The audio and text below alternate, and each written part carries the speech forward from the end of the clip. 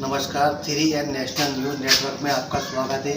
आज हमें बिजनौर में राष्ट्रीय किसान मजदूर संगठन के पश्चिमी उत्तर प्रदेश महासचिव से हमारी बात हो रही है। आज जानते हैं कि राष्ट्रीय मजदूर संगठन किसानों के मामलों को लेकर राज्य में क्या कर रहा है और कहाँ क्या स्थिति है। क्या नाम है आपका? मेरा नाम कैलाश सिंह लांबा है।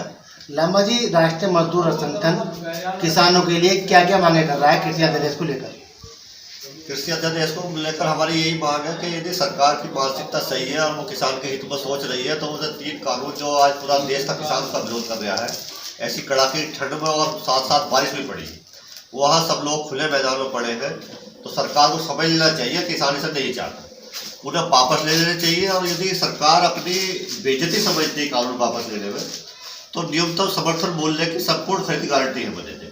2 लाइन उसमें जोड़ दे सरकार कि न्यूनतम समर्थन मूल्य पर संपूर्ण खरीद होगी किसान की, ये गारंटी हमें दे दे, तो किसान जो है मैं समझता हूँ वो सरकार को अभी भी माफ़ करने की स्थिति में किसान जो है उसकी गलती को माफ़ कर देंगे। लेकिन ये समय रहते सरकार इस काम को कर ले और सुप्रीम कोर्ट के सहारे का तक रही है सरकार के, सुप्रीम कोर्ट के सहारे से जो किसान को ऐसा भगा दिया जाएगा, तो सरकार को भी ये समझना चाहिए कि सुप्रीम कोर्ट जो वकील बैठे हैं, जो जज बैठे हैं, उनके अंदर भी एक दिल है, उनके अंदर भी एक सहानुभूति किसान जो अन्नदाता है, जो पूरे देश का पेट भरता है, उसके बारे में सुप्रीम कोर्ट भी जानता कि वो इतनी पीड़ा में यहाँ पड़े हैं तो वो किसी वजह से पड़े हैं।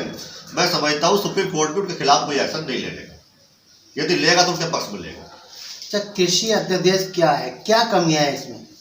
कृषि अध्यादेश में बहुत सारी कमियां हैं, मैं पूरी तो डिटेल से नहीं बता सकता, लेकिन मैं मुख्य तौर से संक्षेप में बताना चाहूँगा। उसमें सबसे बड़ी कमी तो यह है कि उसमें न्यायपालिका जाने पर पाबंदी थी। यदि पूंजीपति का और किसान का जब खरीद होगी तो उसमें प्रावधान दे रखा था कि 3 दिन से 5 दिन के अंतराल में उसका भुगतान होगा। तो पहले तो यही कभी नगद भुगतान क्यों नहीं हो सकता? यदि 3 दिन के बाद में भुगतान किसान को मिलेगा और पूंजीपति उसका भुगतान नहीं देता है तो किसान कहाँ जाएगा? न्यायपालिका जाएगा। न्यायपालिका जाने विरुद्ध बात है कि किसान न्यायपालिका नहीं जा सकता, किसान जाएगा एलटीएम के पास। एलटीएम से भी पहले एक समिति गठित होगी, उसमें लेखपाल वगैरह होंगे, 1 महीने वोट डाल लगे, फिर एलटीएम के पास जाके 1 महीना एलटीएम लगाएगा, उसके बाद में एडीएम लगाएगा 1 महीना, ये 4 महीने तक किसान जो है डीएम तक पहुंचेगा। तो 4 महीने में हार तक का किसान बैठ जाएगा, न्यायपालिका जा नहीं सकता, एसडीएम उसकी बात करने का नहीं, क्योंकि जब सामने अंबानी अडानी जैसे ग्रुप है तो एसडीएम किसान की कहेगा या उनकी कहेगा? तो ये सबसे बड़ी कमी तो एक तो ये थी, और उसे सरकार ने किसानों का दबाव में आकर किसान को जो उसमें सरकार संशोधन करने जा रही है। दूसरी सबसे बड़ी कमी ये थी कि कॉन्ट्रैक्ट फार्मिंग है, कॉन्ट्रैक्ट फार्म के अंदर जो है कॉन्ट्रैक्ट करेगा किसान से पूंजीपति 9 साल के लिए जमीन लेगा, उस पर लोन ले लेगा, जमीन किसान की लोन लेगा पूंजीपति। यदि पूंजीपति ने लोन ले लिया नहीं देता तो उसमें जो फर्द पर खतौनी पर लोन आ गया किसान की, किसान उसे बेच नहीं सकता, तो लोन अदा नहीं करने का, किसान को लोन अदा करना पड़ेगा। तो ऐसी बहुत सारी कमियां थी। दूसरी बात, फसल जब तैयार हो जाएगी पूंजीपति उसका सर्वे करेगा मानक के अनुसार है या नहीं है। भाई किसान तो उसमें अपनी मेहनत लगा रहे हैं, आफत भर रहे हैं, मानक होगा या ना होगा तो समय बतावेगा। वो कह रहे हैं आलू बुआ दिया, आलू की मोटाई कम रह गई या मोटाई ज्यादा हो गई, गन्ना जो जड़ में जड़ नहीं ले लेंगे, साहब उत्तर नहीं ले लेंगे, बीच का लेंगे, तो किसान तो बर्बाद हो जाएगा। भाई ऐसी बहुत सारी कमियां हैं उसमें जो किसान के लिए डेथ वारंट है ये कानून। अच्छा, आप किसान ने आपसे वार्ता की है, वो सरकार किसान की वार्ता चल रही है, इसमें क्या कुछ निर्णय निकल के आ रहा है? निर्णय तो अब तक कभी का निकल गया होता। सरकार निर्णय निकालना नहीं चाह रही, सरकारें चाह रही कि जनता का जो है वो विरोध जो है वो कम करना, वो बार बार तारीख देख कर ये जताना चाहती है कि हम किसान की बात सुनने को तैयार है, हम किसान की मांग मानने को तैयार है, ये दर्शाना चाहती है सरकार उसमें कोई संशोधन करना नहीं चाहती।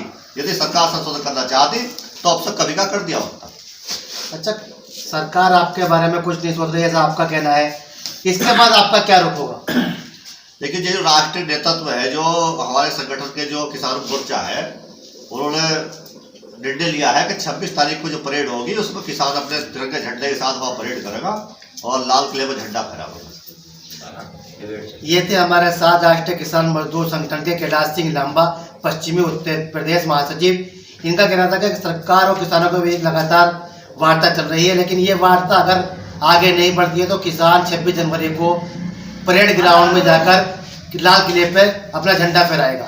बिजनौर से 3N नेशनल न्यूज़ नेटवर्क के लिए मोहम्मद इमरान अंसारी।